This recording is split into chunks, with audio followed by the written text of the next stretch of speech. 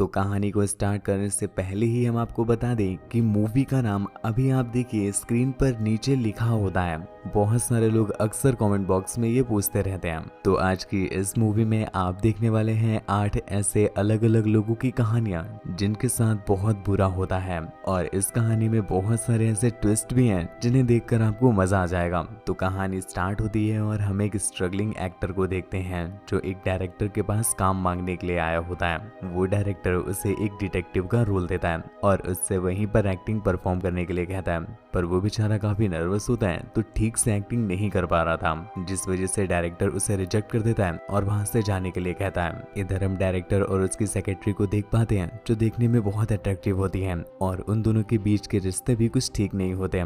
जे जब वहां से जा रहा होता है तभी उसे जमीन में पड़ी हुई डेविलिश एक्टर मेथड वाली एक मैगजीन मिलती है जिसे वो अपने साथ ले लेता है और एक बार में जाकर ड्रिंक करने लगता है। लेकिन जब वो बहुत नशे में हो जाता है तभी वो देखता है कि वो मैगजीन उससे बात करने लगती है। वो बंदा जिससे कहता है कि उसे एक बार फिर से डायरेक्टर के पास जाना चाहिए और दोबारा एक्टिंग करनी चाहिए। जे भी उसकी बात मान करके उसकी सेक्रेटरी को कॉल करता है और दोबारा एक अपॉइंटमेंट मांगता है, जिसके बाद वो डायरेक्टर के पास जाकर फिर से एक्टिंग करने लग जाता है। पर इस बार उसकी एक्टिंग बहुत रियलिस्टिक थी। पर एक्ट के आखिर में जब गन से शूट करने का एक सीन आता है तो जे अपनी पॉकेट में हाथ डालता है और मैरिकली पता नहीं उसकी पॉकेट में कहां से एक गन आ जाती है, जिसे लेकर सीधा वो उस डायरेक्टर को शूट कर देता है और इससे उसकी मौत हो जाती है। ये देख करके उसकी सेक्रेटरी बहुत जोर से चीखने लगती है और इसी के साथ पहला दिन खत्म हो जाता है। अगले दिन हम उस सेक्रेटरी को देखते हैं जो अपनी फ्रेंड शीला से बात कर रही थी और वो उसे बताती है कि एक रात जब वो अपने डायरेक्टर के साथ लगी हुई थी तभी उसने बहुत चालाकी से कंपनी अपने नाम करवा ली थी। तो अब उसके मरने के बाद पूरी कंपनी अब उस सेक्रेटरी की हो गई है। दूसरी तरफ वो लड़की ये सुनकर के बहुत शौक होती है कि कैसे कोई आदमी किसी को ऐसे ही मार सकता है। तो वो उससे बहुत इम्प्रेस हो जाती है और उसके साथ वो सब कुछ करना चाहती है। इसके लिए वो उस बंदे का नंबर मांगती है और उसी रात जे उसके घर पहुंच जाता है। यहाँ पर वो लड़की बहुत अच्छे से तैयार होकर उसके सामने आई थी, पर जे को तो बस कत्ल करने का भूत सवार था और वो उसे मारने की तैयारी करने लगता है। पर वो लड़की उसे एक ड्रिंक पिलाकर कहती है कि चलो ठीक है, अच्छा पहले ड्रिंक पी लो फिर मुझे मार देना। जे भी उसकी बात मानकर वो ड्रिंक पीने लग जाता है, पर तभी वो बेहोश हो जाता है और जब उसकी आंख खुलती है तो वो देखता है कि वो एक बेड से बंधा हुआ है और वो लड़की उसके ऊपर बैठ करके उछल रही होती है। कुछ देर के बाद जब वो सब कुछ करके थक जाती है तो वो जीजी से कहती है कि तुम मेरा डिनर हो और मैं तुम्हें खा कर रहूंगी, जिसके बाद वो एक अजीब से इंसेक्ट में बदल जाती है और जीजी को खा जाती है। उस लेडी के पैर में हम उसी इंसेक्ट का टैटू देख पाते हैं, जिससे हमें समझ में आता है कि जितने भी लोग इच्छाधारी इंसेक्ट होते हैं उनके पैरों में ऐसा टैटू बना होता है। इसी के साथ डे 2 भी खत्म हो जाता है और फिर डे 3 स्टार्ट होता है, जहाँ पर हम एक आदमी को देखते हैं जो वैसे ही इच्छाधारी इंसेक्ट्स को मारा करता था। इधर शीला एक बंदे के साथ पार्टी में वो सब कुछ कर रही होती है और फिर वो उसे अच्छे से निपटा करके घर की तरफ जाने लगती है।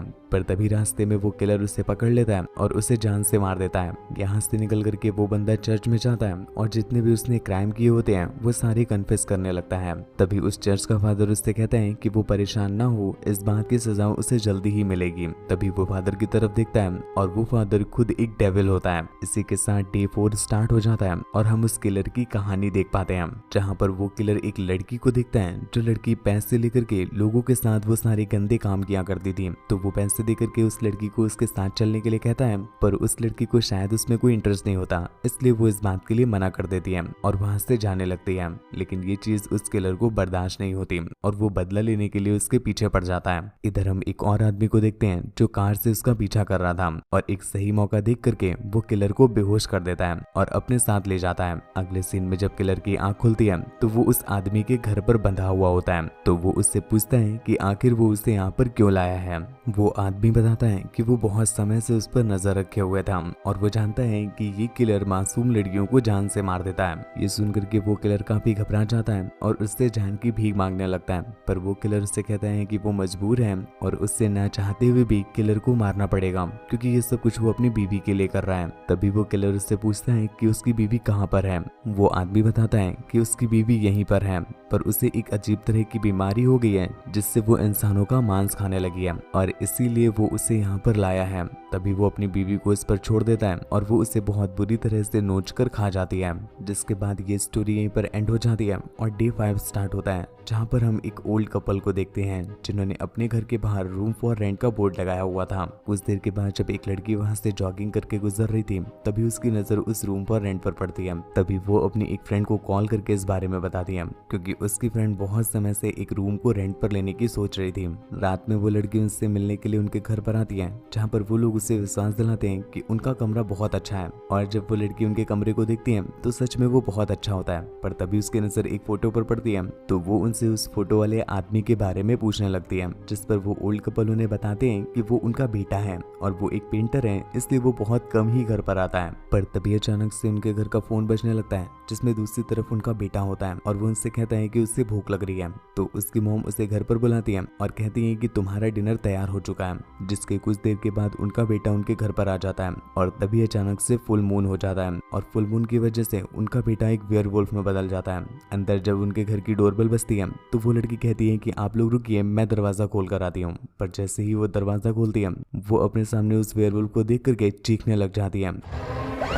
देखते ही देखते वो वेयरवुल्फ उसे खा जाता है। इसके अगले दिन हम एक बार फिर से उसी ओल्ड कपल को देख पाते हैं जो अपने घर के बाहर फिर से रूम फॉर रेंट का बोर्ड लगा देते हैं, जिसके साथ ही ये कहानी यहीं पर एंड हो जाती है और फिर डे 6 की कहानी स्टार्ट होती है, जहाँ पर हम उनके ही बेटे को देख पाते हैं। और यहाँ पर डस्टबिन से वो कुछ सामान निकाल रहा होता है, तभी उसकी नजर पड़ती है एक किताब पर जो कि एक स्केच बुक होती है। वो स्केच बुक अभी भी खाली होती है तो वो बंदा अपनी प्यारी बिल्ली के स्केच में बनाने लगता है। पर तभी अचानक से वो बिल्ली उसके डोर पर आ जाती है तो वो बंदा उसे उठा करके उसे खाना खिलाने लगता है। इतने में ही उसका फ्रेंड वहां पर आ गया जो उससे कहता है कि ये बिल्ली यहाँ कैसे आ गई, ये तो बहुत समय पहले हमारी ट्रिप में जाकर के कहीं खो गई थी और उसके बाद से तो आज तक कभी मिली नहीं। उस बंदे को भी ये समझ में नहीं आ रहा था कि आखिर ये बिल्ली यहाँ पर आई कैसे। उसने तो बस इस बिल्ली का स्केच इस स्केच बुक में बनाया था। ये सुन करके उसका फ्रेंड समझ जाता है कि शायद ये स्केच बुक एक जादुई बुक है जिसके अंदर हम कुछ भी बनाएंगे तो वो हमारी रियल लाइफ में आ जाएगा। ये सुन करके वो दोनों उस स्केच बुक में मनी का स्केच बनाते हैं और पता नहीं कैसे उनके पास बहुत सारा मनी आ भी जाता है। ये देख करके उसका फ्रेंड उससे और भी बहुत सारे नोट बनाने के लिए कहता है, पर अनफॉर्चुनेटली उस बुक में बस एक ही पन्ना बचा था। तो वो बंदा उससे कहता है कि इसमें वो कुछ और बनाएगा और अभी नहीं बाद में बनाएगा। उसका फ्रेंड भी उसे सजेस्ट करता है कि बस एक पन्ना बचा है तो बहुत सोच समझ कर बनाना और कुछ भी फालतू की चीज मत बना लेना। ये बोल करके वो वहाँ से चला जाता है। पर उसके जाने के कुछ देर के बाद उस बंदे को अपनी गर्लफ्रेंड की याद आती है जो कुछ सालों पहले उसे छोड़कर चली गई थी और उसके जाने के बाद से वो बहुत अकेला हो गया था और उसे बहुत कुछ करने का मन करता था। इसलिए वो अपनी गर्लफ्रेंड को बनाने का डिसाइड करता है ताकि वो एक बार फिर से उसके साथ वो सब कुछ कर सके। धीरे धीरे करके वो इसका स्केच बनाने लगता है और जैसे ही उसका स्केच कंप्लीट होता है तभी उसे उसके फ्रेंड का कॉल आता है जो उससे पूछता है कि उसने क्या बनाया, जिस पर वो बंदा उससे बताता है कि उसने अपनी गर्लफ्रेंड बनाई है जो उससे 3 सालों पहले छोड़कर चली गई थी। ये सुनकर के उसका फ्रेंड काफी घबरा जाता है और उससे कहता है कि ये तुमने क्या बना दिया। इतने में ही दूसरी तरफ उसका डोर भी नॉक होने लगता है और ये सुनकर के वो बंदा काफी एक्साइटेड हो जाता है क्योंकि उसकी गर्लफ्रेंड वापस आ गई थी। पर उसका फ्रेंड उसे डोर खोलने के लिए मना करता है और उससे बताता है कि उसकी गर्लफ्रेंड ने 1 साल पहले ही सुसाइड कर ली थी